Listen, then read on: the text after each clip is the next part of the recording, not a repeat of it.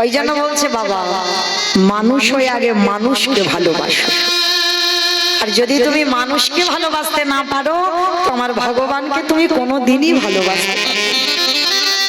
সে যত নিজ জাতি হোক, আগে মানুষকে সম্মান করো, আগে মানুষকে শ্রদ্ধা করো, আগে মানুষকে ভালোবাসো। আর মানুষকে ভালোবাসলে আমার ভগবান সারা জীবন তাকে দর্শন দেয়। আর একটা কথা মনে রেখো মা, ভগবান কোনোদিন নিজ রূপে তোমার কাছে আসবে না। ওই যে জগন্নাথের যে রূপ দেখছো, ওই রূপে তোমার কাছে আসবে না। ভগবানের ওই যেমন বাঁকা করে বাঁকা হাতে কালো শশী, ওই রূপে আসবে না। আমার নিতাই গৌরী যে রূপে আসছে সেই রূপে আসবে না। গোপালে যেমন নাড়ু খাচ্ছে ওই রূপে আসবে না। ভগবান ভক্তের কাছে আসে অতিথি রূপে। আর এমন রূপ ধরে আসবে যাকে দেখলে তুমি ঘৃণা বোধ করবে। দেখবেন মা, অনেক অনেক ভক্তরা আছে না, তবে আপনাদের কাউকে বলছি না, আমি আমার এলাকায় দেখেছি, বহুবার চোখে পড়েছে। দুপুরবেলা কোনো অতিথি ভিক্ষুক এসে বলছে, মা সকাল থেকে কিছু খাওয়া হয়নি, দুটো খেতে দিবি মা দুপুরবেলা। অনেক অনেক মায়েরা কি বলে জানো, এই যে এখন আমার হাত জোড়া, তুমি অন্য বাড়ি দেখো, খেয়ে দিয়ে কাজ নেই, দুপুরবেলা একেবারে খাবার টাইমে আসতে হলো। কিংবা অনেক মায়েরা বলে না রেগে গিয়ে, আপনারা বড়াই করেন ভক্ত, আমরাও বড়াই করি ভক্ত, কিন্তু সন্দীপনী মনির মতো নয়, একেবারে অন্য ধরনের, একেবারে আলাদা, মানে উল্টো ভক্ত যেটাকে বলে। কিরকম উল্টো? আপনারা আমরা কি করি মা, ঘুম চোখটা খুলে স্নান করে শুদ্ধ বসন পরিধান করে ভগবানের কর্ম করি। অনেক অনেক ভক্তরা আছে আগে সংসারের কাজ সেরে নেয়, তারপরে ভগবানের কাজ করে। আবার অনেক অনেক ভক্তরা আছে বাবা, তাদের বেড ট্রি দিতে হয়। মানে বেড ট্রি মানে বুঝো তো, ঘুম চোখটা খুলবে আগে চা খেতে হবে, তবে ঘুমের নেশাটা কাটে। এরাও ভক্ত, এরা ভক্ত নয় কিন্তু বলছি না, এদেরও ভজনটা আলাদা। অনেক অনেক রকমের ভজন সাধন আছে। তো সন্দীপনী মনির ভজনটা কেমন ছিল জানো? প্রতিদিন যমুনা স্নান করতো ব্রহ্ম মুহূর্ত। ব্রহ্ম মুহূর্ত কাকে বলে? সূর্য উদয়ের 1 ঘন্টা 36 মিনিট আগে। এই সময়ে রোজ যমুনা স্নান করে। আর যমুনা স্নান করে ভিজে কাপড়ে দরজার ধারে বসে বসে কাঁদে। মায়েরা বলতে পারবে কাঁদে কার জন্য? আপনারা একটাই কথা বলবেন, কেন ভগবানের জন্য না। এ জীবনে কোনোদিন স্নান করে সন্দীপনী মনি ভগবানের জন্য কাঁদে না। তাহলে কাঁদে কার জন্য? ওই ভিজে কাপড়ে দরজার ধারে কাঙালের মতো বসে থাকে। দয়াময়, আমার দুয়ারে তুমি একটা অতিথি পাঠাও। কিরকম মায়ের একেবারে উল্টো ভক্ত নয়, ভগবান সেবা পরে হবে, আগে অতিথি দরজার ধারে বসে বসে কাঁদে। যদি অতিথি না পায় সেদিন নিজেও কিছু খায় না, আর আমার ভগবানকেও কিছু খেতে দেয় না। মনে রাখো মা, ভিক্ষাই যা সম্বল। কোনো সম্পত্তি নেই, কোনো টাকা পয়সা জমানো নেই, ভিক্ষাই যাবে, আনলে তবে খাওয়া হবে। কিন্তু অতিথি সেবা না হলে জলস্পর্শ করে না, ভগবানকে সেবা দেয় না। আচ্ছা বলো তো মা, আগে অতিথি সেবা না আগে ভগবান সেবা? আগে কোনটা? আগে অতিথি সেবা। জানি সবাই, মানি কজন? অথচ জানো, জানি সবাই আগে অতিথি পরে ভগবান, কিন্তু মানি কজন? সন্দীপনী মনি প্রতিনিয়ত অতিথি সেবা দেয়। তো আজকের দিনটা কেমন দেখেন বাবা, সকালবেলা 3 জন বৈষ্ণব সেবা হয়ে গেছে। মনে আনন্দ, নাচতে নাচতে বাবা ভগবানের জন্য রন্ধন করে ভগবানের চরণে গেছে। ভগবানের চরণে গিয়ে জানাচ্ছে, প্রভু আজকের আমার দিনটা কত ভালো, তুমি জানো সকালবেলা আমি 3 জন বৈষ্ণব সেবা দিয়েছি, না তুমি আমার প্রসাদ পাও, তারপরে তো আমি পাবো। কিন্তু ঠাকুর আমি এত ডাকি এত কাঁদি, দয়াময় ছোটবেলা থেকে তোমায় ভালোবাসি, ছোটবেলা থেকে তোমায় ডাকা, আমার ডাক কি তোমার কানে যায়? ওগো দয়াময়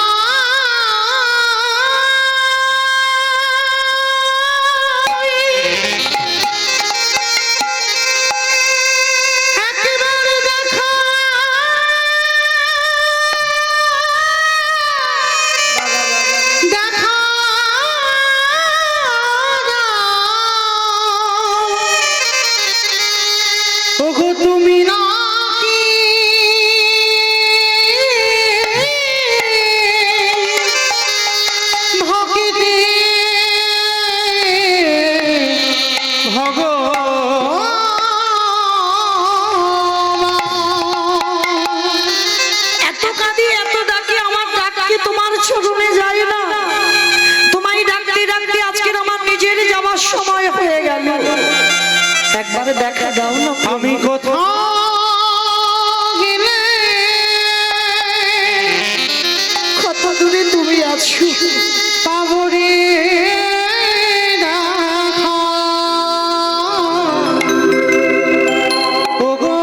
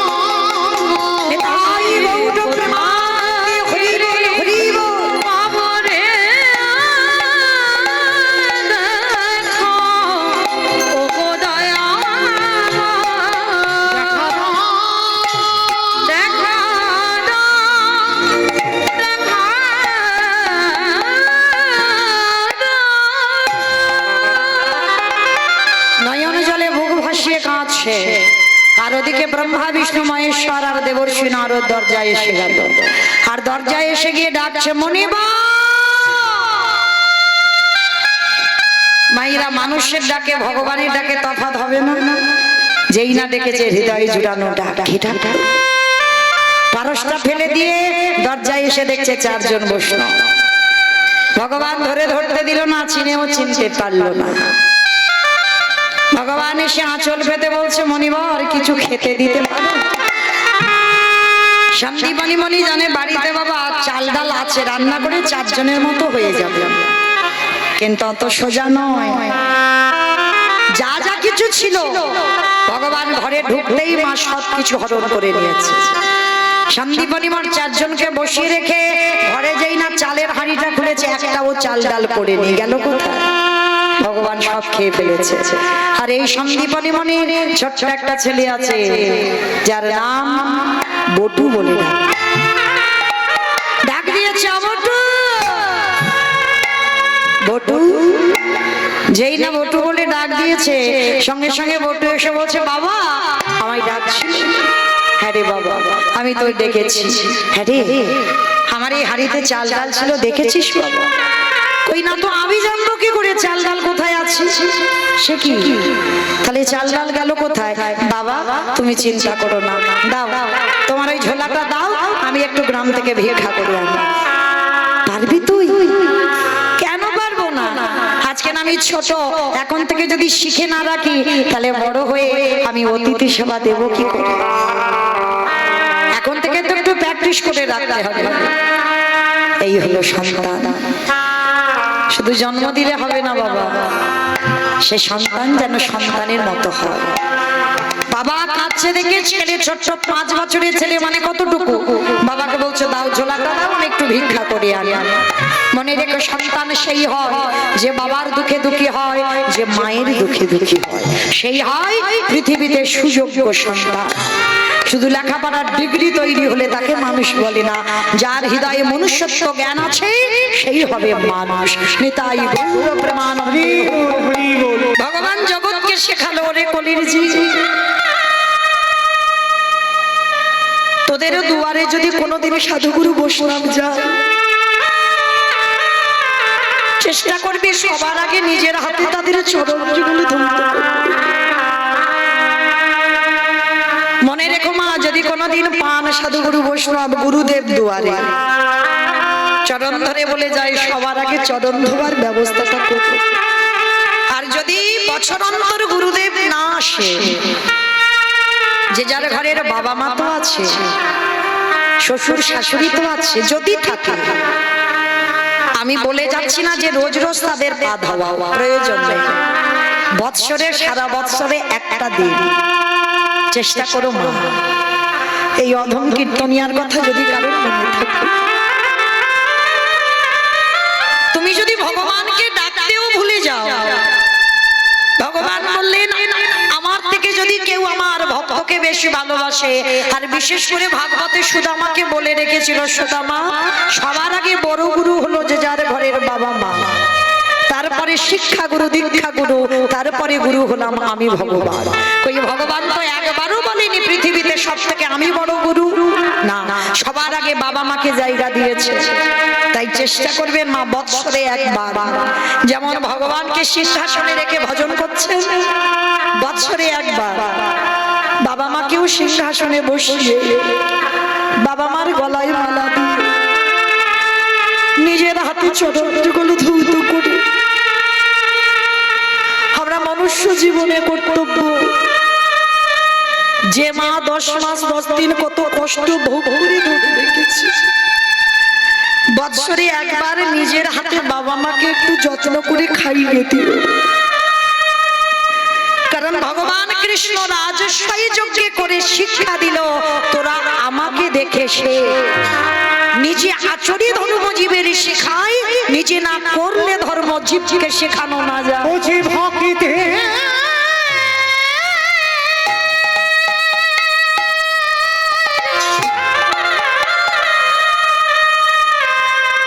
বুঝি ভক্তিতে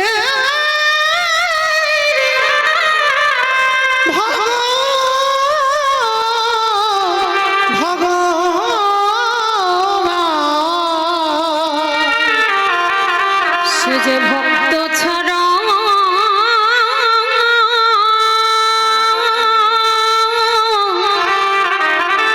ভক্ত ছাড়া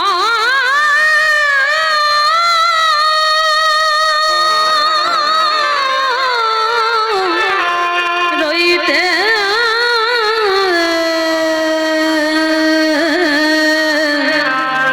না রে। তো আজকে লক্ষ্য করি ছোট্ট ছেলেটা বাবাকে ধন্যবাদ প্রণাম প্রণাম করে বলছে, বাবা আমি আসছি একটু ভিক্ষা করে। বাবা বলছে, শোন, দূরে কিন্তু যাবি না, কাছাকাছি ভিক্ষা করেই তুই চলে আসবি। ছোট্ট ছেলেটা ভগবানের কাছে জানাচ্ছে, প্রভু আমার জন্য নয়, আমার বাবা মার জন্য নয়, আমি যাচ্ছি অতিথি সেবার জন্য ভিক্ষা। কাঁধে ঝোলাটা নিয়ে বেরিয়ে পড়লো, আর ভগবান তো ওদেরই বাড়িতে ছদ্মবেশে আছে, বৈষ্ণব সেজে। মনে মনে ভাবলো, এই রে এলাম ওর বাবাকে পরীক্ষা করতে, ওর ছেলে এখন বাঁধা হয়ে দাঁড়াচ্ছে, এখন কি করব? তাহলে ছেলেটাকে একটু ঘষে মেজে নিতে হবে। তো এইবার ভগবান কি করেছে, ওই নিজের দেহ থেকে একটা বটুর মূর্তি বের করেছে, আর বটুর মূর্তি বের করে একেবারে বাবা আসল বটু যাওয়ার আগে ভগবান বটু সেজে গোটা গ্রাম ভিক্ষা করে নিয়েছে। আচ্ছা মায়েরা বলো তো, আপনাদের এই যে সরবেরিয়া পুরাতন বাজার কালী শীতলা মন্দিরে এই যে প্রাঙ্গণে কীর্তন, আচ্ছা যদি একটা ছেলে 5 মিনিট আগে আপনাদের গোটা গ্রাম ভিক্ষা করে নিয়ে যায়, সেই ছেলেটা যদি আবার 5 মিনিট পরে আসে, দেবেন ভিক্ষা? মেরে তাড়া করবে না? আজকের বটুকে পরীক্ষাটা নিচ্ছে, দেখো কেমন ভগবান নিজের দেহ থেকে বটুর মূর্তি বের করে গোটা গ্রাম ভিক্ষা করে গোটা মথুরা ভিক্ষা করে নিয়ে গেছে। এইবার আসলে বটু যাচ্ছে ব্রজমাদের দরজা, যেই না ব্রজমা ওই বটুকে দর্শন করেছে, বলে বলেন, সকালবেলা তোর বাবা ভিক্ষা করে নিয়ে গেল, তুই 5 মিনিট আগে ভিক্ষা করে নিয়ে গেলি,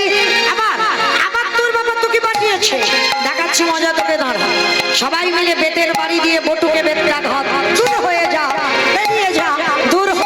কৃষ্ণ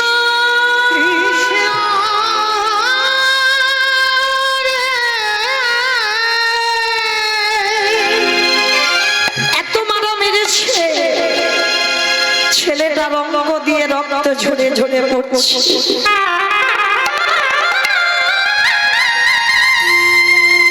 এরাই হলো কৃষ্ণ ভক্ত। বিনা অপরাধে বিনা অন্যায় আজকের গ্রাম প্রতিবেশীরা মানল। মনে রেখো মা, যে করে আমার আশ তারে করি সর্বনাশ।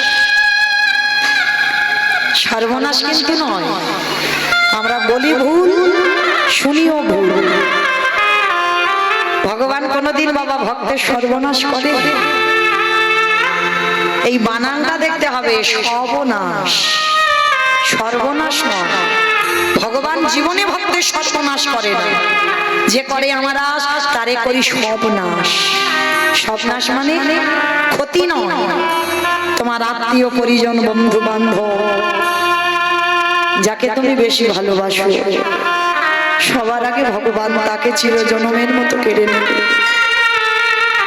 কেড়ে নেবার পরেও, সব নাশ করে দেবার পরেও যদি তার চরণ না ছাড়ো, তারপরেই ভগবান তোমাকে চরণে ঠাই দেবে। মনে রেখো মা, এরা দুর্বল হয়ে পড়ো না। যার সংসারে যত বেশি দুঃখ, বেশি কষ্ট, বেশি ব্যথা বেদনা, মনে রেখো ভগবান আছে বলে তোমার জীবনে এত কষ্ট। ভগবান যদি না থাকতো তোমার জীবনে কোনো কষ্টই থাকতো না। আর যারা সুখের রাজত্বে বসে আছে, যাদের জীবনে কোনো কষ্ট থাকে না, দুঃখ থাকে না, তাদের কাছে ভগবান কোনোদিনই থাকে না। ভগবান তো এমনি বলছে আমি কাঙালের ঠাকুর। ভগবান চেষ্টা করে গো। কৃষ্ণ ভক্ত কোনোদিন পাথর সেটিং করা ঘরে থাকে না। তুমি যদি ভক্ত হয়েছো না, ভগবান চাইলে তোমার মাথার ছাদ আমি কবে কেড়ে নেব, তোমাকে পথের ভিখারি করে দেবে, তোমাকে কাঙাল করে দেবে। তারপরেও যদি তুমি তার চরণ আঁকড়ে বসে থাকো, তবেই জানলে তুমি চিরকালের জয়ী। তবেই ভগবান তোমাকে চরণে আশ্রয় দেবে। আজকে লীলায় দেখো, ছেলেটা কিছু জানলো না, ভগবান তো ওর রূপ ধরে গোটা গ্রাম ভিক্ষা করে নিয়ে চলে গেল। শুধু শুধু গোটা গ্রামের লোক তাকে মারলো, আর এমন মারলো ছেলেটার অঙ্গ দিয়ে রক্ত ঝরে ঝরে পড়ছে। কৃষ্ণ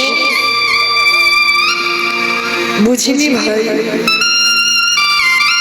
তোকে ভালোবাসলে এত কষ্ট পেতে হয়, তোকে ভালোবাসলে এত দুঃখ পেতে হয়। যদি জানতাম আমি কোনোদিন তোকে ভালোবাসতাম না, যদি বুঝতে পারতাম তোকে ভালোবাসলে এত কষ্ট দিবি, আমি কোনোদিন ভালোবাসতাম। ছেলেটা মনে মনে করলো, এ জীবনে যদি আমি বৈষ্ণব সেবা দিতে না পারি, এ জীবন রাখবো না, এই জীবনে যমুনার জলে ত্যাগ করবো। ঠিক মাইরা ছোট্ট ছেলের চৈতন্য দেখেন, বৈষ্ণব সেবা দেবো না তো জীবন রাখবো না। ভগবান তো ওদেরই বাড়িতে বসে বসে চিন্তা করলো, আহারে ছেলেটা যদি মরে যায় আমাকে তো কেউ ভগবান বলবে না, যাই ছেলেটাকে বাঁচাতে হবে। কি করে বাঁচাবে? ভগবান একটা পাখি রূপ ধরেছে, আর পাখি রূপ ধারণ করি কানের কাছে বলে যাচ্ছে, এই বটু শোন, তোকে মথুরায় কেউ দিল না ভিক্ষা, তো কি হয়েছে, তুই চলে যা বৃন্দাবন। মনে রেখো মা, বৃন্দাবনে একটা পশু পাখি পর্যন্ত অনাহারে থাকে না। জানো বৃন্দাবনে যারা গেছে খুব বানর হনুমান, মানে যারা গেছে তারা ভালো জানো, এত হনুমান তুমি চোখে যদি চশমা পরে যাও সে কেড়ে নেবে, হাতে মোবাইল থাকলে সে কেড়ে নেবে, যা কিছু থাকবে ব্যাগ সব কেড়ে নিয়ে চলে যাবে। তা জানো বৃন্দাবনে একটা হনুমান একটা বানর এত দুষ্টুমি করেছিল, তো এক ভক্ত হনুমানটাকে বন্দি করে রেখে দিয়েছে, আর এমন বন্দি করেছে তাকে খেতেও দেয়। তো এই বানরটা সারা রাত অনাহারে কেঁদেই যাচ্ছে, রাধে এবার যে বড় কষ্ট হচ্ছে, আমার কিছু সেবার ব্যবস্থা করে দাও। রাধারানী বর্ষানায় বসে বসে ভাবলো কে ডাকছে, ললিতা। কি এমন করে আকুল প্রাণে আমায় ডাকি, একবার গিয়ে দেখ কি আমায় রাধে রাধে বলে ডাকছে। ললিতা বলছে ঠিক আছে, তোকে অত ধৈর্য হারাতে হবে না, দেখছি কি হয়েছে। গিয়ে ললিতা সখী গিয়ে দেখলো একটা বানরকে এক ভক্ত বেঁধে রেখেছে, সকাল থেকে এত দুষ্টুমি করেছে, তার গাছে ফল কেড়ে নিয়েছে, সবকিছু তছনছ করে দিয়েছে, ওই বানরটাকে বেঁধে রেখে দিয়েছে। আর সেই সারা রাত না খেয়ে রাধে রাধে বলে কাঁদছে। ললিতা ফিরে গিয়ে বলছে রাধে, ওটা কোনো মানুষ টানুষ নয়, একটা বাঁদর এত দুষ্টুমি করেছে, তাকে বন্দি করে রেখেছে। ললিতা রে, ও বানরে জাতি হতে পারে, কিন্তু ও যে অনাহারি আমার নাম ধরে ডাকে, আর এই ব্রজের মাটিতে বসে যে একেবারে রাধে বলে কাঁদিতে পারে। আবার রাধা রানী বললেন সখী রে, মনে রেখো মা, কৃষ্ণ বলে যারা ভজন করো, ভগবান চিত্রগুপ্ত বিচিত্রগুপ্তকে বলবে খাতা খুলে দেখো তো ভক্ত কি কি জগতে করেছে, ভগবান খাতা খোলাবে। কিন্তু যদি কেউ একবারে রাধে বলে কেঁদে বেড়া, আমার রাধা রানী কোনোদিন চিত্রগুপ্তকে ডেকে বলে না খাতা দেখো, একেবারে যদি আমার রাধা রানীর চরণে কেউ আশ্রয় করে, আমার রাধা রানী কোনো বিচার না করে তাকে চরণ তলে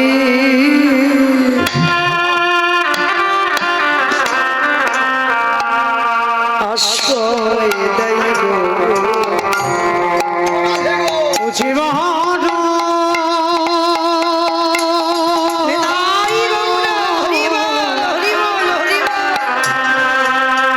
ও জীবন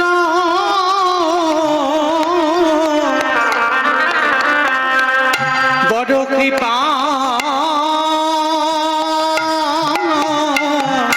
কৃপাময়ী, রাধে চরণ তলে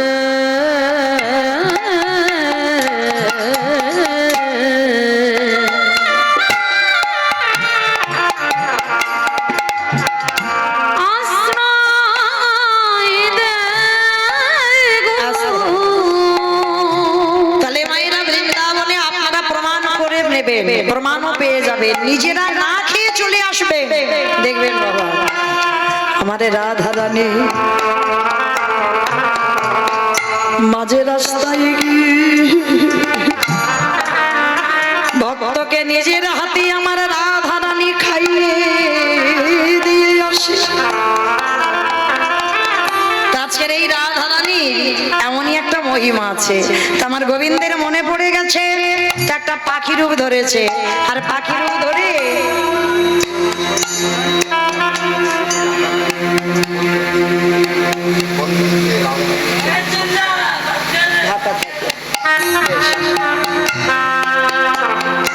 হরি বল হরি বল।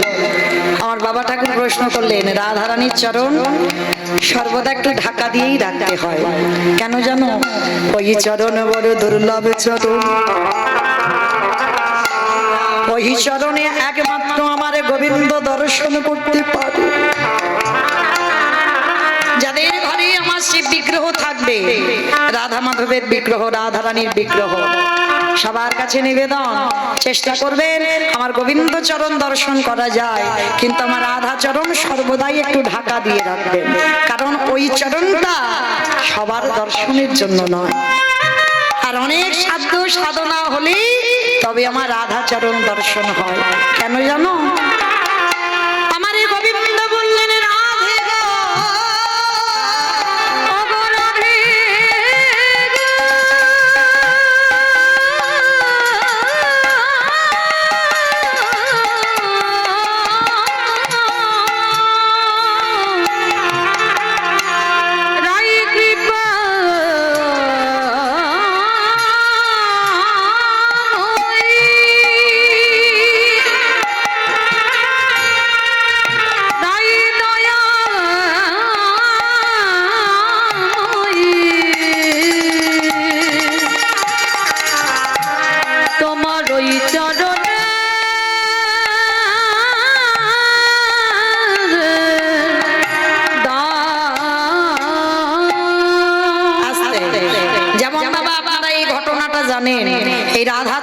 কেউ দর্শন করতে পারে না, যেমন সেই শ্যামানন্দ।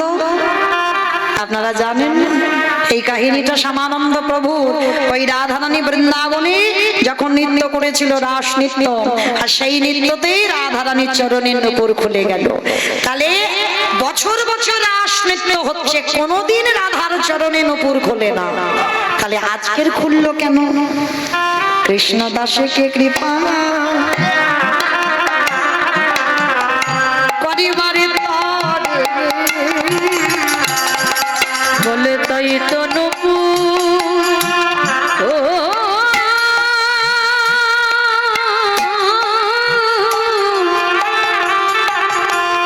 নূপুর খুলে গেছে, কৃষ্ণ দাসকে কৃপা করবে বলে। বছর বছর রাস নৃত্য হচ্ছে, কোনোদিন পাই নূপুর খোলে না, তাহলে সেদিন খুলেছিল কেন? না কৃষ্ণ দাসকে কৃপা করবে বলে। তার আজকে ললিতাকে যখন প্রশ্ন করলো আমার নূপুরটা নিয়ে আয়, কি বলেছিল কৃষ্ণ দাস? বলে নূপুর দেব, আগে যার পায়ের নূপুর আগে তাকে আসতে বল। ললিতা যখন গিয়ে বলেছিল রাধারানীকে, রাধারানী বলেছিল অসম্ভব, যে চরণ আমার গোবিন্দ ছাড়া কেউ দর্শন করে না, আমার চরণ যদি একেবারে কেউ দর্শন পেয়ে যায়, যদি সে কোটি কোটি জন্ম পাপ করে থাকে, সকল পাপ থেকে সে মুক্তি পেয়ে যায়, তাই আমি চরণ কাউকে দেখাবো না। ললিতা বলেছিল রাধে রে, তুই চরণ দেখাবি না, না আমার কাছে তুই এইরকম করে কথা বলছিস কেন? কিন্তু ভেবে দেখেছিস যে নূপুর কোনোদিন খোলে না, তাহলে আজকের খুলেছে কেন? তাহলে তুই তো কৃষ্ণ দাসকে কৃপা করবি বলে খুলেছে।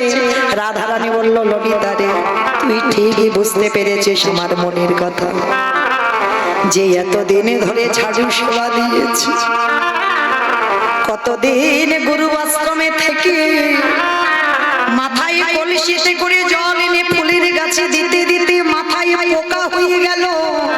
যার এত গুরু ভক্তি, যারা গুরু সেবা, তাকে কৃপা করব বলেই তোমার নূপুরটা খুলে এলাম। চল এবার তোর নূপুর নিয়ে আসবি। এইবারে রাধারানী গেছিল সেই কৃষ্ণ দাসের কাছে, আর যেই না প্রভু শ্যামানন্দ প্রভুর কাছে গেল, তখন রাধারানী বলছে দাও এবার আমার নূপুর। বলে দেব তো বটে, আগে দাও দাও চরণ, তুমি আমার হৃদয়ে আমি যে ওই চরণে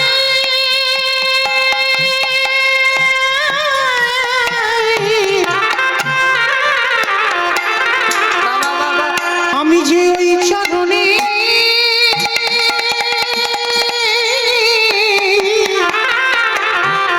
বড়ই অভিলাষী, বলে দাও দাও চরণ আমার হৃদয়ে দাও। রাধা চরণ ডাকতে গেলে সোনার পাত্রে ডাকতে হয়, রাজনন্দিনী প্রেমময়ী। সোনার পাত্র পাবে কোথায়? কৃষ্ণ দাস বললেন রাধে গো, আমার কাছে তো সোনার পাত্র না, আমারে আছে এই হৃদয়ে পাত্র, তুমি তুলে দাও। রাধারানী বলল কৃষ্ণ দাস, তোকে তো কৃপা করব, তবে শোন আমার নূপুরটা তুই নিজের হাতে আমার পায়ে পরিয়ে দে। পরিয়ে দিয়েছিল আমার সেই শ্যামানন্দ প্রভু, আর সেই নূপুরটা নিয়ে শ্যামানন্দের গুরুদেবের দেওয়া তিলক মুছে দিয়ে করে দিয়েছিল নূপুর তিলক। শ্যামানন্দ পরিবারের যারা ভক্ত আছেন তাদের কপালে দেখবে নূপুরের, মানে রাধারানীর চরণে নূপুরের মতো তিলক, এটা শ্যামানন্দ পরিবারের তিলক। তো আজকে সেই রাধা চরণ বড় দুর্লভ, কোটি কোটি সাধ্য সাধনা হলে তবে রাধার চরণ দর্শন হয়। ওই জন্য যাদের ঘরে বিগ্রহ আছে প্রত্যেকের বলে যাই, রাধা চরণ সে যাই পড়াও, শাড়ি পড়াও, আর যেমন ঘাগরা পড়াও, যাই পড়াও, কিন্তু রাধা চরণ সর্বদাই ঢেকে রাখবে, কিন্তু গোবিন্দ চরণ যেন দর্শন হয়। আর বিগ্রহ দর্শন করতে গেলে একটা কথা মনে রেখো মা, সর্বাগ্যে ভগবানের চরণ দর্শন করবেন। আমরা অনেকে বারব্রত উপবাস উপবাস করি, ডালাটা দিয়ে নিবেদন করলাম, ভগবান কি কোনোদিন তোমার ডালার দিকে দেখে? কখনো দেখেনি। তাহলে ডালা যখন ভগবানকে দেবে, নিবেদন যখন করবে, তোমার লক্ষ্যটা যেন ভগবানের চরণে থাকে। চরণ দর্শন করবে, তারপরে কোটি দেশ দর্শন করবে, তারপরে ভগবানের বদন দর্শন করবে। কোনোদিন ভুল করে সরাসরি ভগবানের বদন দর্শন করতে নাই। আর ভগবানের যদি দর্শন এইভাবে করো, তাহলে ভগবান তোমার কি দেখবে? কি গো, ভালো ভালো খেতে দিয়েছে ওইগুলো দেখবে না? তাহলে কি দেখবে? ভক্তের নয়নের দিকে ভগবান তাকাইছে, ও যে ভক্ত বড়,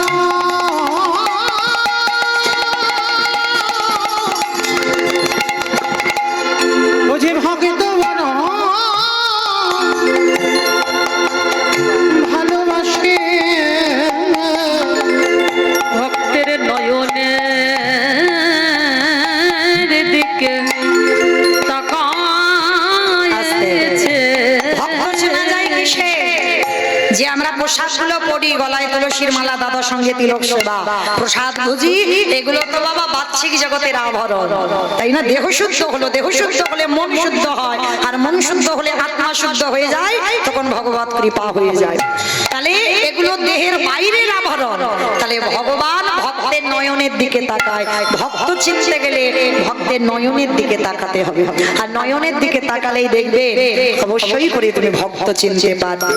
আর ভক্তির কোনো জায়গা দেখলে তুমি চিনতে পারবে না, জগৎটা এখন সাজায় ভরপুর। তাহলে যে ভক্তের নয়ন সর্বদা কৃষ্ণ নামে বাড়ি ঝাড়ি, বুঝবে কিঞ্চিত ভক্ত হওয়ার অধিকার অর্জন করেছে। তাহলে মাইরা, আজকে রাধারানী প্রতিজ্ঞাবদ্ধ, বৃন্দাবনে কেউ অভুক্ত যাবে না। সে একটা পশু পাখি, কীট পতঙ্গ, তরুলতা গুলমন যাই হোক, কেউ কোনোদিন অভুক্ত যাবে না। তা যেই না আমার ভগবানের মনে পড়ে গেছে, একটা পাখি হয়ে বটুর কানে বলে যাচ্ছে, তুই মথুরায় এসেছিস, কেউ যায়নি, কি হয়েছে? বৃন্দাবন চলে যা। তা বটুর মনে আনন্দ, তাই তো আমি যে বৃন্দাবন যাব, এত বড় যমুনা পার হব কি করে? এত বড় যমুনা পার হবো কি করে? বলে নৌকা নাই, মাঝি নাই, আর সাঁতার জানে না। আচ্ছা মাইরা, এই জায়গাটা একটু লক্ষ্য করবেন, নৌকা নাই, মাঝি নাই, সাঁতার জানে না, তাহলে কি করে যমুনা পার হবে? পার হবে? পার হতে পারবে? পারবে না? পারবে। কিসে পারবে? বিশ্বাস। একটা জিনিসে পারবে, বিশ্বাস। সেটা আপনাদেরও নাই, আমারও নাই, আমার সম্প্রদায় নাই, যারা দাঁড়িয়ে ঘোরাঘুরি করছে কারণ নেই।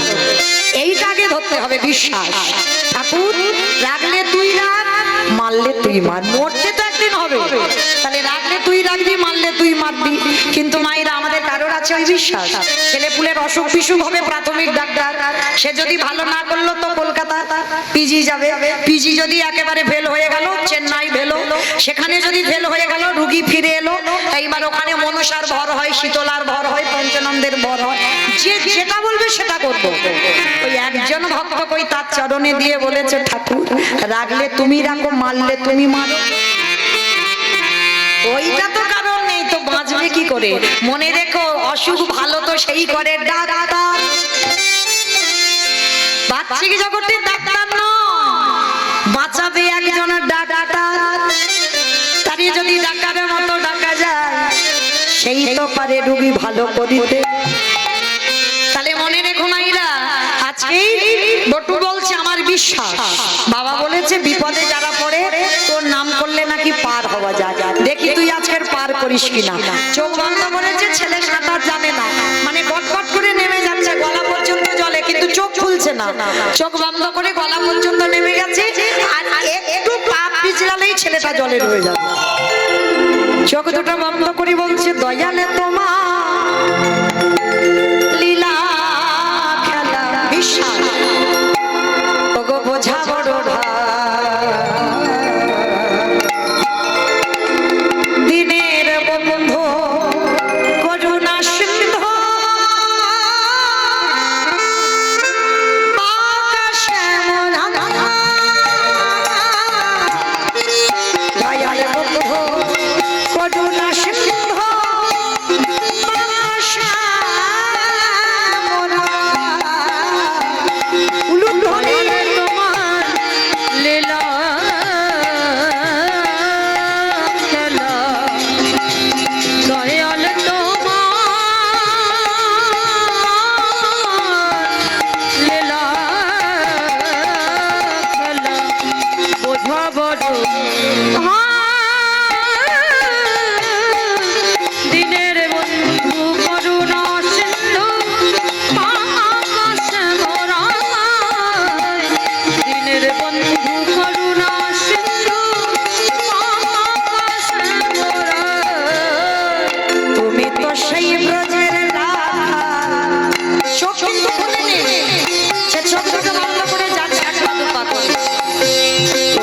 সেই ব্রজের রাধা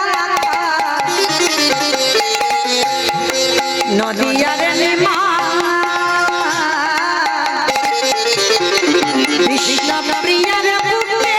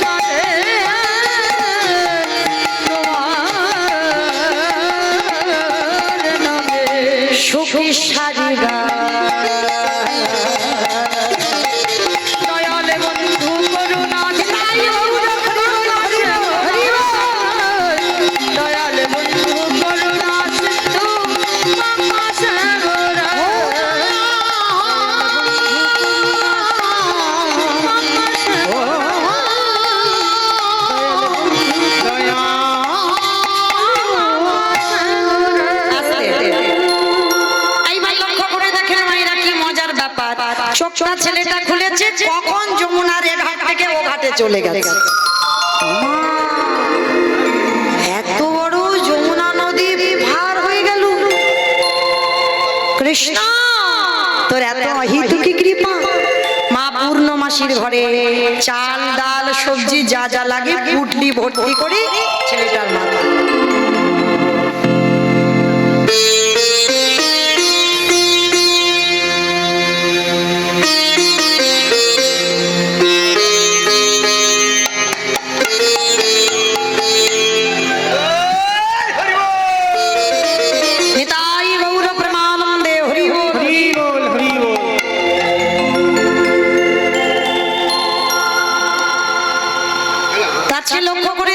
ছেলেটাকে যেই না চাল ডাল দিয়েছে পুল্লিটা মাথায় করে নিয়েছে।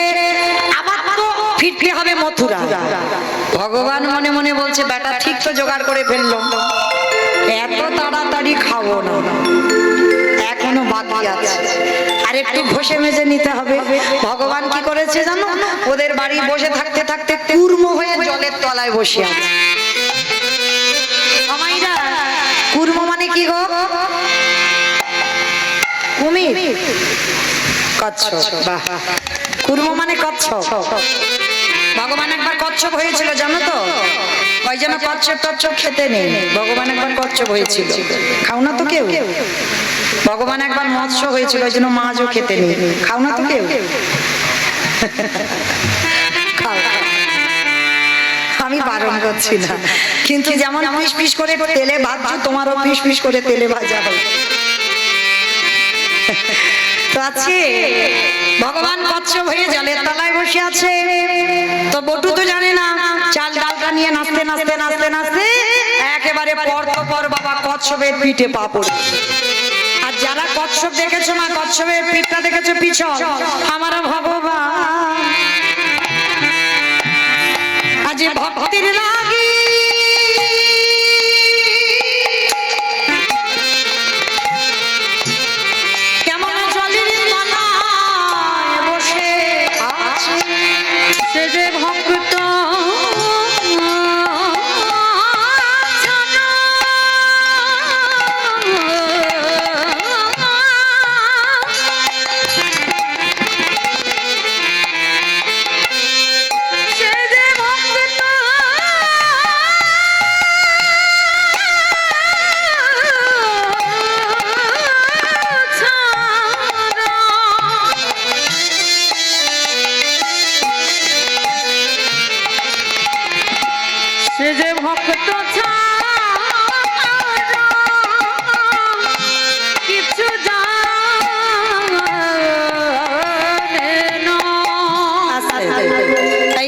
ছেলেটা কি করেছে বাবা?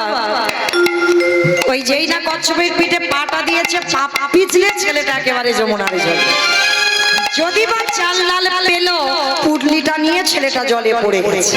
আর যেই পড়ে গেল, ভগবান তো ওদেরই বাড়িতে বৈষ্ণব সেজে আছে, সঙ্গে সঙ্গে চাল ডালের পুটলিটা খেয়ে ফেলে। এইবার দেখ কেমন লাগলো, বড্ড আমার জন্য সেবা দিবি, সবকিছু খেয়ে ফেলেছে। এইবার ছোট্ট ছেলেটা কেঁদে উঠল, মা তোর এত লোক, আমার বৈষ্ণব সেবার চাল ডাল তুই খেয়ে নিলি, ঠিক আছে এবার আমার জীবনটা তোর খেতে হবে, তৈরি হ। যেই না বাবা জীবনটা নেবে বলে আমার ছোট্ট বটু এক পা দুপা করে জলে নামছে, এক্ষুনি আমি তোর জলে প্রাণ ত্যাগ করবো। ভগবান ওদেরই বাড়িতে বসে বসে ভাবছে, হায় হায় হায় হায়, ছেলেটা যদি মরে যায় আমাকে তো ভগবান বলবে না, তাহলে বাঁচাতে হবে। কিন্তু কি করে বাঁচাবো, কি করে বাঁচাই, কি করে বাঁচাই, কি করে হয়েছে। ওরই বাবাকে ডেকেছে, মুনি বাবা তুমি কেমন বাবা? ছেলেটা সেই যে দুপুর বেলা ভিক্ষায় গেল, এখনো ফিরছে না, তুমি খোঁজ খবর নেবে না? তাই তো বাবা মনে মনে ভাবছে, ছেলের এত তো দেরি হওয়ার কথা নয়, তাহলে এত দেরি হচ্ছে কেন, দাঁড়াও একবার দেখে আসি। ঠিক আছে বাবা আপনারা একটু বসেন, আমি দেখি ছেলেটা কোথায়। শোনো, তোমার ছেলে মনে হচ্ছে যমুনার পাড়ে খেলছে। কিরম বদমাস দেখেছো, মানে একবার করে ভক্তরে ঠেলে দিচ্ছে বিপদের মুখে, আর একবার করে বাঁচাচ্ছে। আর বাবা ছুটে গেল যমুনার ঘাটে, গিয়ে দেখলো ছেলেটা গলা পর্যন্ত জলে নেমে আছে। এই বোকা, আগে শিগগিরই ওঠ, সাঁতার জানিস না তুই, জলে নেমেছিস কেন? সর্বনাশ, আর একটু গেলে তুই জলে ডুবে যাবি, আগে ওঠ বলছি। মরা হলো না, মৃত্যুটা তো খুব কঠিন মা, বেঁচে থাকাটা সোজা, মৃত্যুটা কঠিন। মরি বললে মরা হবে না, কি মাইরা মরি বললে মরা হবে? আমি যদি বলি এক্ষুনি এখনই আমি মরবো, মরতে পারবো? পারবো? বলে হ্যাঁ পারা যাবে। কেন? বিষ খেয়ে নিলেই তো মরে যাবে। বলে না, খাও খাও, একটু আড়ালে গিয়ে খাও, আর কেউ যদি দেখে ফেলে, একবার যে খাবে দ্বিতীয়বারে আর খাবে না, মানে একবার হাসপাতাল থেকে ফিরে এলে আর খাবে না, তাই না? তাহলে ভাইরা মরি বললে মরা হবে না, ওই জন্য বলছে কে যে কিভাবে মরবে জগতে কেউ জানে না, কেউ বলতে পারবে না এখানে। ওই জন্য শাস্ত্র বলছে কেউ খাইয়ে মরে, কেউ খাইয়ে মরে, কেউ নিয়ে মরে, কেউ দিয়ে মরে, কেউ শুনে মরে, কেউ দেখে মরে, কেউ বলে মরে, কেউ ভালোবেসে মরে। এই যা যা কথাগুলো বলছি, একটা কথা গ্রন্থের বাইরে নেই বাবা, সব গ্রন্থের ভিতরে আছে, একটা আজে বাজে কথা নয়। কারো জানা থাকলে বলতে পারবেন। কেমন? খেয়ে মরেছিল কে?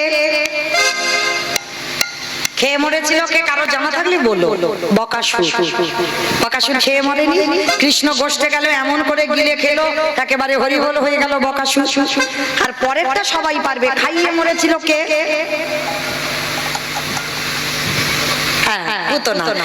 ভাবতে হবে, শুধু যে আমার মুখের দিকে তাকিয়ে থাকলে হবে না, একটু শাস্ত্র চিন্তা করতে হবে। তাহলে পুতনা খাইয়ে মরেছিল, 6 দিনের ছেলে কৃষ্ণ স্তনে বিষ মাখালো, আর এমন করে টান দিল হয়ে গেল পুতনা, হরি বল। তাহলে খেয়ে মরলো বকাসুর, খাইয়ে মরলো পুতনা। নিয়ে মরেছিল কে? আমি অপশন দেব, আপনারা খুঁজে বের করবেন। রামায়ণ। নিয়ে মরেছিল, ভাবো পেয়ে যাবে। রাবণ নিয়ে মরেছিল, রাবণ। সীতা নিল, 1 লক্ষ ছেলে, 16 লক্ষ নাতি, বংশে বাতি দেওয়ার মতো কেউ ছিল না, তাহলে নিয়ে মরলো না? আমি তো অপশন দিলাম রামায়ণ, তাই না? তাহলে খেয়ে মরলো, খাইয়ে মরলো, নিয়ে মরলো, দিয়ে মরেছিল কে? অপশন মহাভারত। দিয়ে মরেছিল কর্ণ। বন্ধ করো।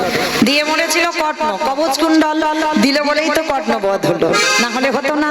তাহলে খেয়ে মরলো, খাইয়ে মরলো, নিয়ে মরলো, দিয়ে মরলো। শুনে মরেছিল কে? মহাভারত। না, শুনে মরেছিল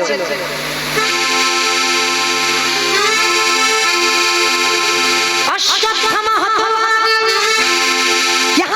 সত্য জানি ইতি গজ পড়ে গেল, ইতি গজ পড়ে গেল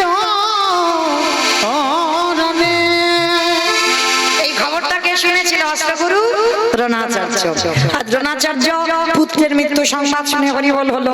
তাহলে খেয়ে মরলো, খাইয়ে মরলো, নিয়ে মরলো, দিয়ে মরলো, শুনে মরলো। দেখে মরেছিল কে? হিরণ্যকশিপু। দেখে মরেনি? প্রহ্লাদকে বলেছিল, প্রহ্লাদ তোর হরি কোথায় থাকে? বলে যেদিকে তাকাবো সেদিকে আমার হরি। এই ফটিক স্তম্ভে তোর হরি আছে? বলে আছে। ভগবান ভক্তির জন্য সিমেন্টের ভিতরে ঢুকে বসেছিল।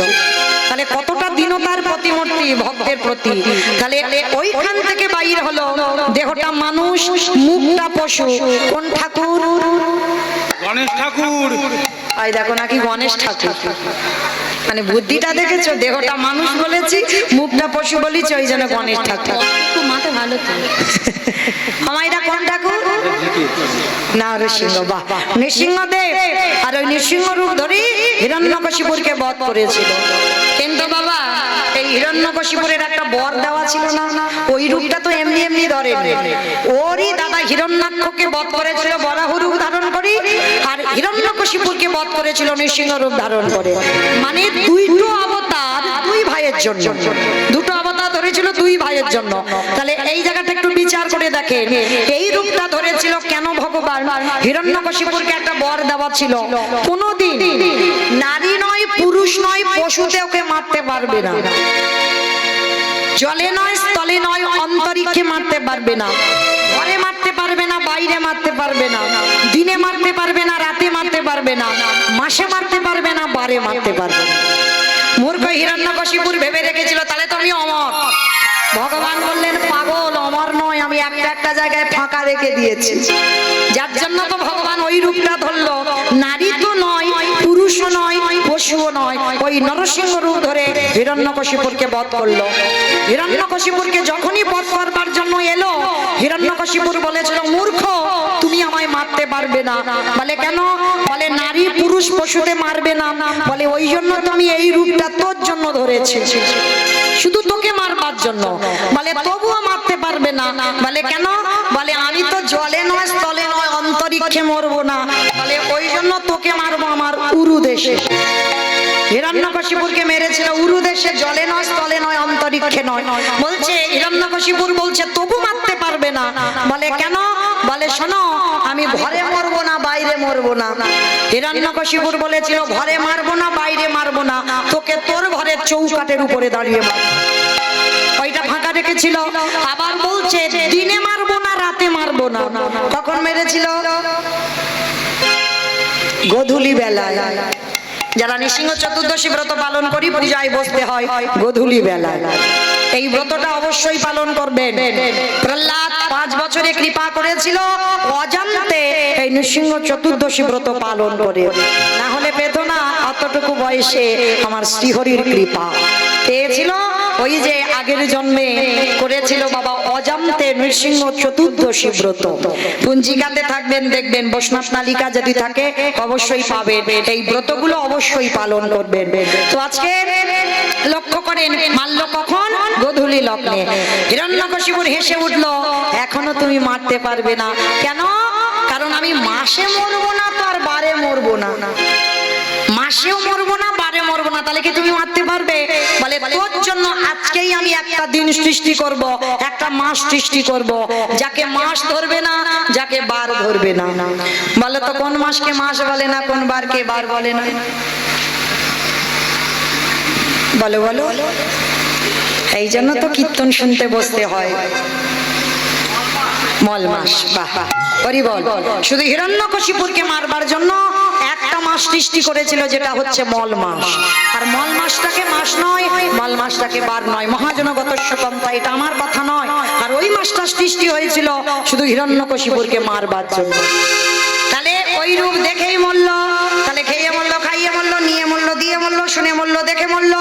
বলে মরেছিল কে? দক্ষ রাজা 60টার মেয়ের মধ্যে একটা মেয়ে সতী। দক্ষ যজ্ঞ হয়েছিল, সব জামাইকে বলেছিল, আমার বাবা শিবকে বলেনি। তখনই সতী বলেছিল, আমার স্বামীকে তুমি অপমান করলে, সব জামাইকে বললে, আমার স্বামীকে বললে না। এই মুহূর্তে তোমার বাড়িতে আমি বিনা নিমন্ত্রণে এসেছি, আমার স্বামীকে যেখানে নিমন্ত্রণ করা হয়নি, আমি অপমানিত হলাম। এই মুহূর্তে আমি আমার দেহ ত্যাগ করব। সতী দেহ ত্যাগ করে দিল। তাহলে বলেই মৃত্যু হলো। তাহলে খেয়ে মরলো, খাইয়ে মরলো, নিয়ে মরলো, দিয়ে মরলো, শুনে মরলো, বলে মরলো, দেখে মরলো। আর একটা বাকি আছে, ভালোবেসে মরেছিল কে? আমি বলবো? বলো। ঋতুপর্ণা।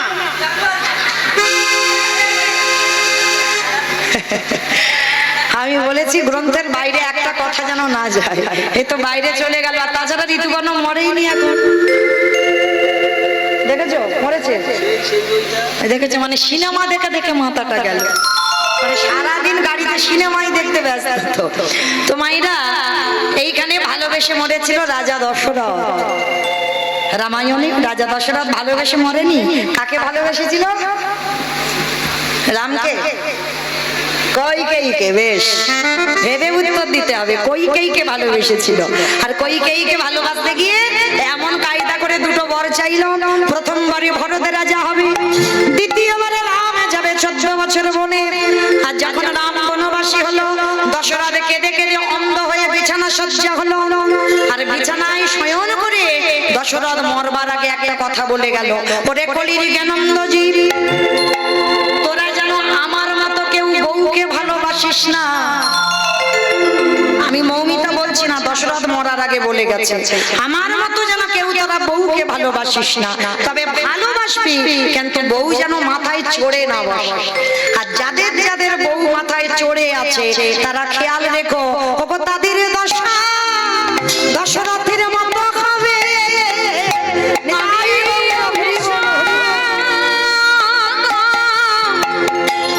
পড়ে গেল বলে তাদের দশা দশরথের মতো হবে। আস্তে আমার ফিরে আসেন লীলায়। কোথায় ছিলাম? ওই নিতাইদার বাড়িতে। দেখেছো নাকি নিতাইয়ের বাড়ি ছিল। ভালো যত্ন পেয়েছে তো, ওই জন্য বুঝতে পারছি। লীলাতে কোথায় ছিলাম? আমি তো ভুলিয়ে ফেলেছি। বাহ, বেশ কীর্তন শুনছে তাহলে। তাহলে ছিলাম যমুনার ঘাটে। ছেলেটা মরতে গেল, মরা হলো না, বাবা ডাক দিল। আর যেই বাবা ডাক দিল ছেলেটা উঠে এসেছে। বাবা বলছে, হ্যাঁ রে খোকা, কি করে সেবার ব্যবস্থা করব? বাবা ওই যে দেখা যাচ্ছে একটা মুদির দোকান, ওই দোকানে গিয়ে কিছু জিনিস চুরি করে। চুরি? হ্যাঁ রে বাবা, চুরি মানে তো মহাপাপ। কে বলেছে তোমার চুরি মানে পাপ? দূর পাগল, চুরি মানে পাপ। এ জগতে নিজের জন্য চুরি করলে পাপ হয়। অতিথি মানে নারায়ণ। আমি যদি নারায়ণের জন্য চুরি করি, সে চুরিতে জীবনে পাপ হয় না। বাবা তুমি দাঁড়াও, আমরা দুজনে যাই, ওই দোকানে গিয়ে চুরি করে আনবো। বাবা ছেলে দুজনে গেল ভোরের বেলা দোকান চুরি করতে। আর একটা কথা বলি মা, ভগবান কিন্তু সবার। কেউ যেন মনে করো না ভগবান কারোর একা। যে ভাববে সে মূর্খ, সে কিছুই জানে না। ভগবান সবার। ও চোরেরও হয়, ও সাধুরও হয়, তাই না? চোরকে বলে তুই চুরি করতে যা, আর মালিককে বলে তুই নিশ্চিন্তে ঘুমা, তোর মাল আমি পাহারা দিচ্ছি। ও বেটা সবার। তার নিশ্চিন্তে মালিক ঘুমাচ্ছে। আর কি করেছে? পিছনে দোকানে গোল করে গর্ত করেছে, আর গর্ত করে প্রবেশ করেছে দোকানের ভিতরে। আর দোকানের ভিতরে প্রবেশ করে চাল ডাল আলু সবজি যা যা আছে পুডলিতে বেঁধে নিয়েছে। আর বেঁধে নিয়ে একেবারে পুডলিটা বের করে এনেছে। বাবা চলো, এবার গিয়ে অতিথি সেবা হবে, অতিথি সেবা দেব। বাবা বলছে, হ্যাঁ রে খোকা, সেবা দেবার পরে একটু মুখশুদ্ধি দিতে হয়। কি মায়েরা জানেন আপনারা? এটা মৌমিতার কথা নয়, মহাজনেরা বলছেন একজনকে যদি নিমন্ত্রণ করে সেবা দেন, সেবার পরে মুখশুদ্ধি দিতে ভুলে যাবেন না, কোনোদিন ভুলে যাবেন না। সেবার পূর্ণ ফল পেতে গেলে তোমাকে শেষে মুখশুদ্ধি দিতেই হবে। যেমন ভগবানের প্রিয় মুখশুদ্ধি হলো হরিতুকি। আর আমরা কি করি? আগে সব লোকেরা পান খেত, এখন আর সবাই পান খায় না। ওটা বাংলাদেশে গেলে দেখতে পাবে, মানে এত পানের বাজার। সবাই, সে হিন্দু বলো মুসলমান বলো, সর্বক্ষণ পান চিবাতেই আছে।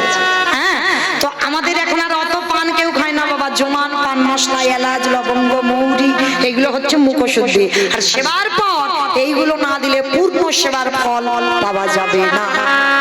আজকের বটুকে বলছে, হ্যাঁ রে খোকা, চাল ডাল তো দিলি, জানা বাবা আর একবার দোকানে গিয়ে তুই একটা হরিতুকি নিয়ে। কেন বাবা বলবে? আর কেন ছেলেটা আবার দোকানে যাবে? বাবার কথা রাখতে প্রবেশ করলো দোকানের ভিতরে। ভগবান মনে মনে চিন্তা করলো, বটু এই তো সুযোগ। প্রথম পরীক্ষাটা করেছে, তোর রূপ ধরে গোটা মথুরার লোকের কাছে মার খাইয়েছি। কি মায়েরা মনে পড়ছে? করে নিয়ে এলো, দ্বিতীয়বারে কচ্ছপ হয়ে জলের তলায় চাল ডাল খেয়ে নিয়েছে, এইবার তৃতীয়বার। আর এই পরীক্ষায় যদি উত্তীর্ণ হস তবেই জানবো তুই চিরকালের জন্য। শুরু হলো ভক্ত ভগবানের লড়াই। এইবার বটু কি করেছে, পানের থালার ভিতরে গিয়ে সবে হরিতুকিটা হাত দিয়েছে, আর ওদিকে ভগবান বাইরে থেকে স্বপ্ন দিচ্ছে দোকানদারকে। ভোরবেলা দোকানদার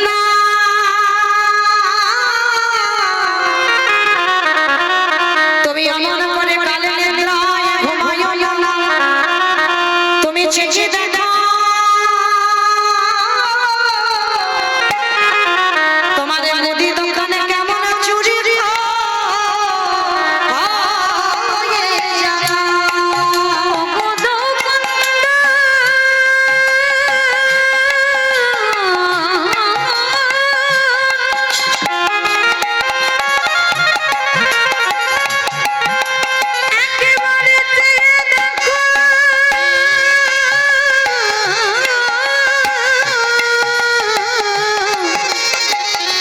তোমার দোকানে কেমন চুরি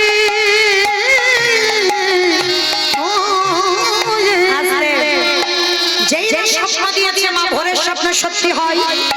এইবার দোকানদার স্বপ্ন দেখেছে, আর ওইদিকে বটু হরিতুকিটা নিয়ে সবে একটা পা তুলেছে, আর পাটা লেগে পানের থালাটা দোকানের ভিতরে উল্টে পড়ে গেছে। দেখি দোকানে একটা ঝানাত করে আওয়াজ হলো না, আর আমি ভোরের বেলা স্বপ্ন দেখলাম আমার দোকান চুরি হচ্ছে। আরে চোর চোর চোর চোর চোর বলে দোকানদার দোকানে ঢুকছে, আর কান্না প্রাণের ভয় হয়। সবে বটু হরিতুকিটা নিয়ে গর্ত দিয়ে মাথাটার দুটো হাত সবে বের বের, আর সব দেহটা দোকানের ভিতরে পড়ে রইল। পিছনে দোকানদার এসে ছোট্ট বটুর পা দুটোকে চেপে জড়িয়ে ধরল। বাবাকে বুঝতে দিল না যে বাবা আমি ধরা পড়ে গেছে। হাসি মুখে হরিতুকিটা বাবার হাতে দিয়ে বলছে, বাবা যাও, তুমি তো চিন্তা করছিলে কি করে বৈষ্ণব সেবা হবে, যাও তুমি ততক্ষণে গিয়ে রান্না বসাও, আমি যাচ্ছি একটু। যতই হোক বাবা তো এই পৃথিবীতে যারা বাবা হয়েছে তারা জানে। ছেলেটার হাত দুটো বাইরে, মাথাটা বাইরে, দেহটা দোকানের ভিতরে, শরীর থেকে দরদর করে ঘামছে। বাবা বলছে, হ্যাঁ রে খোকা, সত্যি করে বল না বাবা তোর কি হয়েছে? তুই তো কোনোদিন এমন ঘামিস না, তবে আজকের এত ঘামছিস কেন বাবা? আচ্ছা মায়েরা বলো তো দেখি, আগে সন্তানের মঙ্গল অমঙ্গল কে বুঝতে পারে? সবার আগে কে বুঝতে পারে সন্তানের অমঙ্গল হবে না মঙ্গল হবে? মা। এই মা ডাকটা খুব ছোট ডাক, জানো মা? মা নামে সুদা ঝরে, মা নামে সুদা ঘটে, মা বড় সুদার সমান। ডাকেলে জুড়াই আইসে মা ডাকার সঙ্গে সঙ্গে হৃদয়টা দূরে যায়। মায়ের সঙ্গে নারীর বন্ধন, বাবার সঙ্গে রক্তের সম্পর্ক। বাবা বলছে, হ্যাঁ রে খোকা আয়, আমি হাত ধরছি, তুই বেরিয়ে আয়। ও বাবা তুমি যাও না, আমি একটু পরে যাচ্ছি না, একসঙ্গে এসেছি একসঙ্গে যাব। ছোট্ট ছেলে আর থাকতে পারলো না, বলে উঠলো, বাবা তুমি চলে যাও, আর মনে হয় কোনোদিন তোমার সঙ্গে আমার যাওয়া হবে না। কেন আমার সঙ্গে যাবি না? তুই কার সঙ্গে যাবি? যাবো কি করে? এরা যেভাবে আমার পা ধরে দোকানের ভিতরে টানাটানি করছে, যে কোনো মুহূর্তে আমাকে দোকানের ভিতরে নিয়ে যাবে। খোকা চুপ কর, চুপ কর বাবা, তুই চুপ কর। তুই মনে করে বলিস না আমি যে বাবা হয়ে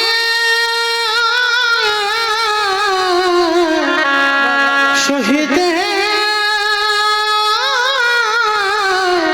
পারিব না। ওরে, আমি তোকে আগেই বলেছিলাম তুই পারবি না, তবু আমার কথা শুনলি না। তুই চুরি করতে গেলি, এতদিন পরে সবাই আমাকে বলবে আমি চোরের বাবা। এর থেকে যদি আমার মৃত্যু হয়ে যেত আমার কষ্ট হতো না। বাবা একটা কথা বলবো, কাল সকালে যাতে কেউ জানতে না পারে আমি তোমার ছেলে, তুমি আমার বাবা। একটা কাজ করবে, বল বাবা বল, তুই যা করতে বলবি আমি তাই করবো, বল কি করতে হবে। বাবা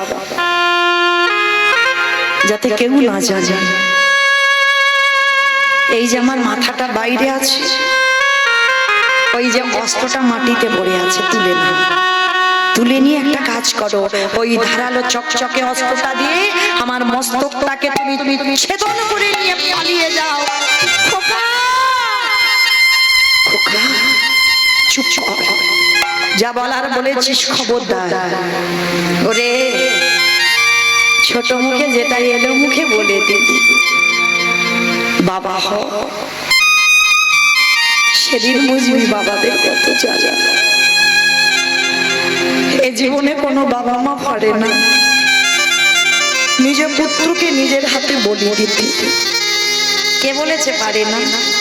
ছোট ছেলেটার কত জ্ঞান কত চৈতন্য দেখেন, কে বলেছে পারে না? তুমি রামায়ণ পড়েছো, বেদ পড়েছো, উপনিষদ পড়েছো, এত এত গ্রন্থ পড়েছো, তুমি মহাভারতে কর্ণের চরিত্র পড়ো।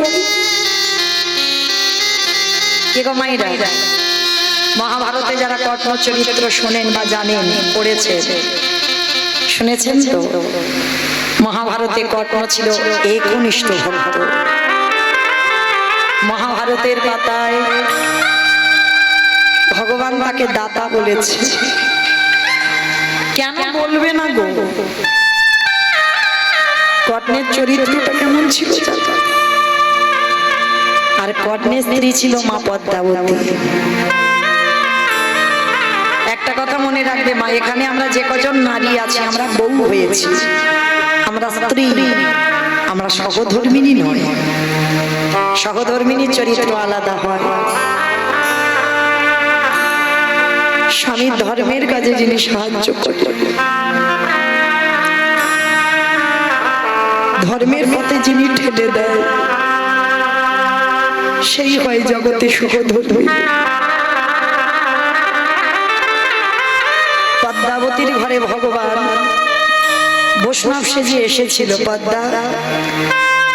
আর ভগবান বেশিরভাগ ভক্তের ঘরে যায় বাবা দ্বাদশীতে, একাদশীর পরের দিন। আর যারা যারা আমরা একাদশী পালন করি, পালনটা ঠিক টাইমে করতে হয়। তা একাদশীর পরের দিন দ্বাদশীতে ভগবান এসেছিল, পদ্মা আমি তোমার বাড়িতে দ্বাদশীতে প্রসাদ পাবো। বলুন কি পাবো? পদ্মা আমি তোমার বাড়িতে দ্বাদশীতে মাংস খেতে চাই। কি গো মাইরা, তা বলে জানো তোমরা কেউ না, আগের দিন নিরামিষ আহার করতে হবে, পরের দিন দ্বাদশীতে নিরামিষ আহার করতে হবে। তাহলে ভগবান করেছে না, এটা পরীক্ষা, ভগবান খাই। বলছে দ্বাদশীতে আপনি বৈষ্ণব মানুষ হয়ে আপনি মাংস খাবেন। হ্যাঁ শুনলাম তোমার স্বামী নাকি দাতা হয়েছে, তবে শোনো পদ্মা, যে কোনো মাংস নয়, ত্রিশত্ব করো, তোমার স্বামী যদি দাতাই হয়, যে মাংস খেতে চাইবো সেই মাংস খাওয়াবে। পদ্মাবতী আগু পিছু বিচার করেনি, বলেছিল বেশ ত্রিশত্ব করলাম, যে মাংস খেতে চাইবেন দেব, দাও। তাহলে মৃগ মাংস পক্ষী মাংস নয়, তোমার একমাত্র পুত্র, তোমার একমাত্র নয়নের মণি, তোমার একমাত্র বুকের পানি, তার দেহটা টুকরো টুকরো করে মাংস করে আমার সেবায় দাও। পদ্মাবতী চমকে উঠলে, আমার পুত্র বলি দিয়ে মাংস করে দিতে হবে? হ্যাঁ পদ্মা, তুমি ত্রিশত্ব করেছো, তাহলে স্বামীর ধর্মের অবমাননা করা হবে, বলো পারবে তো? পদ্মাবতী বলেছে দয়াময়, এটা কি করে সম্ভব? নিজ পুত্র বলি দিয়ে বৈষ্ণব সেবা। ঠিক আছে বাবা ঠাকুর, একবার আমি আমার ছেলের কাছ থেকে অনুমতি নিয়ে আসি। একটা কথা মনে রাখবেন বাবা, আমরা এই জগতের মানুষরা সন্তান পালন করতে জানি না, যার জন্য জীবনে এত দুঃখ কষ্ট পাই আমরা। মনে রেখো, সন্তান সেই একদিন থেকে 5 বছর পর্যন্ত সে যেটা বলবে তোমাকে শুনতে হবে, কোনো কাজে বাধা দিলে হবে না। কিন্তু 5 বছরের পর থেকে 15 বছর তোমাকে কঠিন শাসন করতে হবে। এই বয়সটা 5 বছরের পর থেকে 15 বছর কঠিন শাসন করতে হবে। আর 15 থেকে আর শাসন নয়, 15 থেকে তোমাকে সন্তানের সঙ্গে বন্ধু হতে হবে। আর এই নিয়মগুলো যে বাবা মা মেনে চলবে, সে বাবা মার আমার মনে হয় জীবনে কোনোদিন কষ্ট হবে না। কিন্তু শাসন করার সময় হচ্ছে 5 বছর থেকে 15 বছর, 16 বছরের ভিতর, এর পরে নয়। এরপরে সন্তানের সঙ্গে তুমি বন্ধুর মতো চলবে। আর যে চলতে পারবে দেখবেন বাবা সে সর্বসুখী হবে সন্তানের প্রতি। নিতাই গৌর প্রেমানন্দে হরি বল, হরি বল, হরি বল। তো আজকে পদ্মামা বলছে একবার আমার ছেলের কাছ থেকে জেনে আসি। আর এই বিষয়কে তো সর্বদা হরি নামের খেলা করে। কি গো মায়েরা, আমরা সন্তান তৈরি করতে পারিনি, কিন্তু বিশ্বকেতু হরিনামের খেলা খেলছিল। আর সেই বিশ্বকেতুর কাছে গিয়ে বলেছিল, বাবা আজ বৈষ্ণব এসেছে, তোর দেহটা টুকরো করে মাংস করে দিতে হবে। দিয়েছিল বাবা, কিন্তু পরক্ষণে সেই মরা ছেলেটাকে আবার মা ফিরে পেয়েছিল। আজকে লীলায় বটু বলছে হতেও তো পারে আজকে যে ছেলেটা, যারা 4 জন বসে আছে, হতেও তো পারে তারাই আরাধ্য দেবতা। যেই না বলা বাবাকে বলছে, বাবা তুমি বলো কাকে চাও, অতিথি সেবা আজকে পুত্রকে বলি কোনটা চাও। বাবা দিশেহারা হয়ে গেল, হাতে অস্ত্রটাকে তুলে নিয়েছে। অস্ত্র তুলে নিয়ে একমাত্র সন্তান, ওই ছোট ছোট বটুর দেহটা ভিতরে আছে, দোকানের মাথাটা বাইরে, অস্ত্রটা দিয়ে একমাত্র সন্তানের মস্তকটাকে ছেদন করে দিল। আর যখনই ছেদন করে দিল, ছেলের মাথাটা নিয়ে বাবা ছুটতে ছুটতে যমুনার ঘাটে গিয়ে ছেলের মাথাটা ভেসে। আর দোকানদার যেই না দেহটা টেনেছে, বস্তা বন্দি করে বললে, হ্যাঁ রে এর তো পইতে আছে, তার মানে ব্রাহ্মণের ছেলে, চল দেহটা সময় থাকতে থাকতে জলে ফেলে দিই। বাবা মাথা দিল যমুনার জলে, দোকানদার দেহ দিল যমুনার জলে। দুটো একই জায়গায় ঘটছে। আর এদিকে সন্দীপনী বৈষ্ণবদের রান্নার ব্যবস্থা করেছেন। রান্নার ব্যবস্থার পর সন্দীপনী যেই না সেবা দিতে বসেছে, ভগবান বললেন, দেখো সকাল হতে একটু দেরি আছে, চলো স্নানটা করে আসি। আর যেই স্নানে গেছে, দেখে না ছেলের দেহটা মাথাটা ভাসছে। আর দেখতে পারে বাবা পিছন ঘুরে দাঁড়াচ্ছে। আর এদিকে অতিথিরূপী ভগবান মনে মনে ভাবছে, দেখেছো নিজ পুত্র বলি দিয়ে বৈষ্ণব সেবা। সোনামণি বল, ভালো করে দেখো তো ছেলেটা কি চেনো? এক বাক্যে বলে উঠলো, চিনি না, জানি না, দেখিও না। শিখি এক বাক্যে বলে উঠলো, আমি চিনি না, জানি না, দেখিও না। বেশ, আচ্ছা একটা কথা বলবো। কি কথা? আচ্ছা এই যে এই ছেলেটাকে ফিরিয়ে দেব, দাঁড়া আমার এই ঝোলাতে একটা ওষুধ আছে। দেহটা মাথাটা তুলেছে, নয়ন ইঙ্গিত করে ব্রহ্মাকে ডেকেছে, ব্রহ্মা দেখো জোড়া লাগাতে পারো কিনা দেহটা। চেষ্টা করছে, পাচ্ছে না। ভোলানাথ তুমি দেখো পারো কিনা। ভোলানাথ চেষ্টা করছে, পাচ্ছে না। যে নামের নামে স্বয়ং ভগবান, তিনি চেষ্টা করছে, পাচ্ছে না। আচ্ছা মায়েরা, ব্রহ্মা বিষ্ণু মহেশ্বর কেউ পারলো না। আমি বলেছিলাম কীর্তনের শেষে দুটো প্রশ্নের উত্তর নেব, ছুটি। বলো তো এবারে উত্তরগুলো দাও। ব্রহ্মা বিষ্ণু মহেশ্বর কেউ পারলো না, আর কে বাকি আছে? কে বাকি আছে? নারদ। বাহ, কীর্তন শুনেছে। ভগবান বলছে, নারদ দেখো তো তুমি পারো কিনা। আর নারদের অভ্যাসটা কি গো? হাটে মোরারি মাধব কইরাবে ভাঙা গোপাল গোবিন্দ মাকুন্দ হরে মোরারি মাধব কইরাবে ভারি গোপাল গোবিন্দ মুকুন্দ সৌরি রাম মুকুন্দ মধু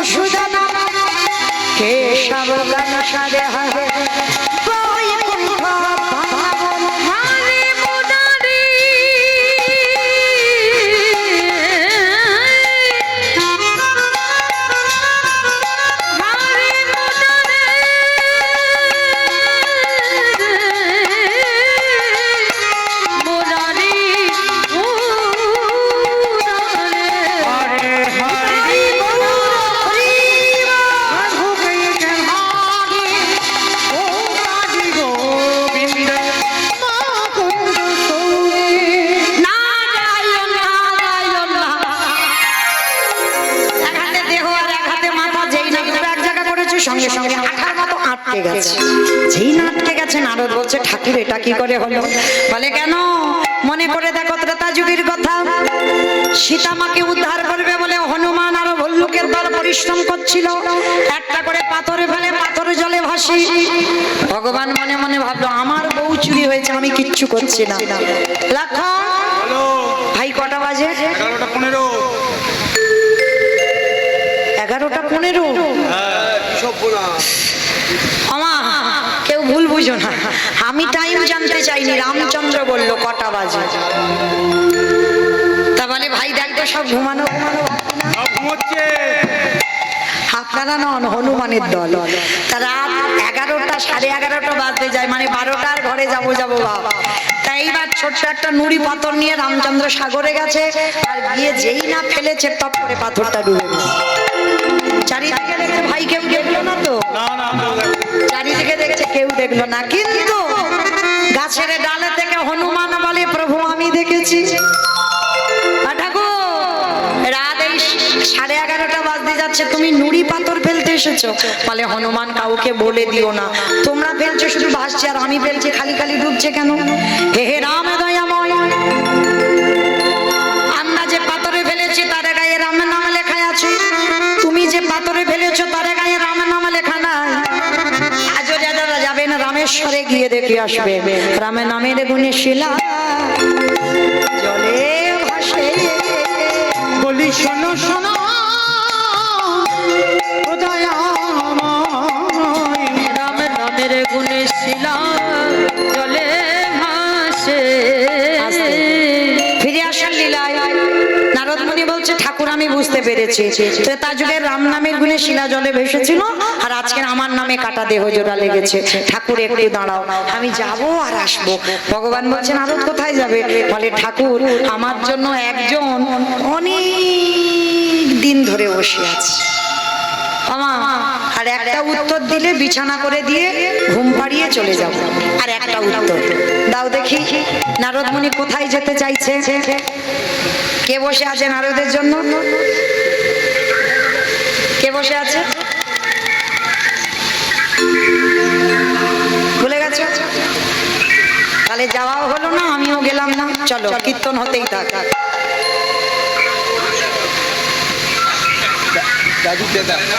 হোক সারা রাত হোক, শোনোনি? কেউ শোনোনি? তখন তো প্রসাদ খাচ্ছিল, তখন ভোজন আর ভজন একসঙ্গে হয়, সে সব পেটের ভিতর চলে গেছে, সে আর মাথায় নেই।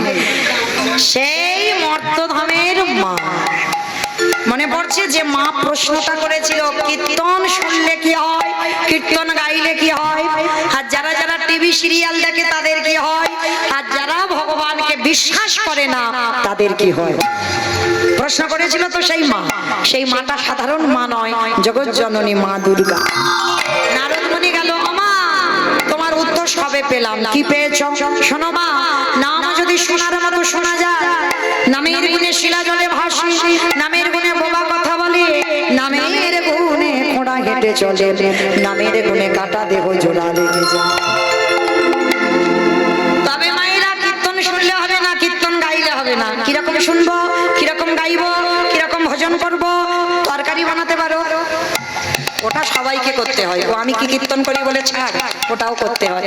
আচ্ছা এই তরকারি বানাতে গেলে তেল দেবেন, হলুদ দেবেন, লঙ্কা দেবেন, জিরে দেবেন, ফোড়ন দেবেন, তেজপাতা দেবেন, জল দেবেন, কাঠ দেবেন, উনান দেবেন, গ্যাস দেবেন, সব দেবেন।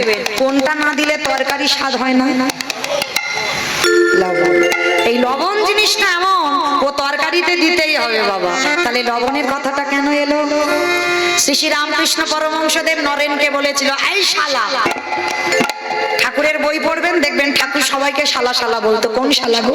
বউয়ের ভাই? না না। তাহলে পাঠশালা? না। গোশালা? না। তাহলে কোন শালা? শা মানে মুক্তি, লা মানে নৌকা, ওই মুক্তির নৌকাতে ঠাকুর পারা পার হবে। আজকে ঠাকুর আমার নরেনকে ডেকে বলেছিল, শোন নরেন, সারা জীবন নাচানাচি করলে ভগবান পাবি না, ভগবান পেতে গেলে মাঝে মাঝে গাছের গোড়াতে জল দে। উদাহরণ ছাড়া কথা বলে না। গাছের গোড়াটাকে ঈশ্বর পরম কৃষ্ণ সচ্চিদানন্দ বিগ্রহ অনাদিরাদি গোবিন্দ সর্বকারণে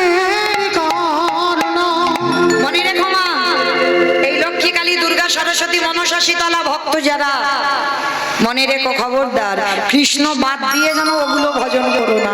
ভগবান গাছের গোড়া, আর গাছের গোড়াতে জল না দিয়ে পাতাতে দিলে কি হবে? কাজ হবে না। কিন্তু গোড়াতে যদি দাও, আপনি থেকে ডালপালা শাখা পোশাকায় পৌঁছে যাবে। যেমন ধরুন, বাবা মা বর্তমান জীবিত, 5 ছেলে বউ নাতিপুতি এক সংসারে, বলতো নিমন্ত্রণ পত্র যদি ছাপানো হয়, কার নামে পত্রটা আসবে? বাবা মার নামে। আর বাবা মাকে বলা মানে ও ছেলে বউ সবাইকে বলা হয়ে গেল। কিন্তু যদি ছেলেকে বলো, তো সব ভাইকে বলতে হবে, বাবাকে বলতে হবে, মাকে, মানে আলাদা আলাদা করে বলতে হবে। কিন্তু বাবাকে যদি নিমন্ত্রণ করা হয়, আর যদি কাউকে নাও করো, অসুবিধা না। যেহেতু এক সংসারে, ঠিক তদ্রূপ গাছের গোড়া হলো আমার কৃষ্ণ, আর কৃষ্ণ ভজন যারা করবে, ভগবান বললেন আর কোন দেব দেবী যদি নাও করো, অসুবিধা নাই, আমি তো নিজেই পৌঁছে দেব। কিন্তু আমরা মনুষ্য জীবনে এসেছি, আজ অনেকে করেছেন বিপত্তারিণী, তাই তো করেছেন তো বেশ। কিন্তু মাইরা মনে রেখো, ভগবান এক একজনকে ডিপার্টমেন্ট দিয়েছে, মানে দায়িত্ব দিয়েছে, নিজের মাথায় রাখেন। যেমন যেমন ধরুন মাইরা, মনসা পুজো কেন করি? তাই তো, যাতে সাপে না কাটে, ওই জন্য। লক্ষ্মী পুজো কেন করি? ধান চাল। গণেশ পুজো ব্যবসা টাকা, বেশ। আর কার্তিক পুজো ছেলে ছেলে ছেলে, বাহ, একটা কার্তিকের মতো যেন ছেলে হয়। তাহলে মাইরা এই যে জিনিসগুলো বলছি, কিন্তু আর একটা বাকি আছে, সরস্বতী পুজো কেন করি? বাহ, কত কিছু জানে গো। তাহলে এই যে এক একটা দায়িত্ব দিয়েছে, কিন্তু মূল আমার কৃষ্ণ।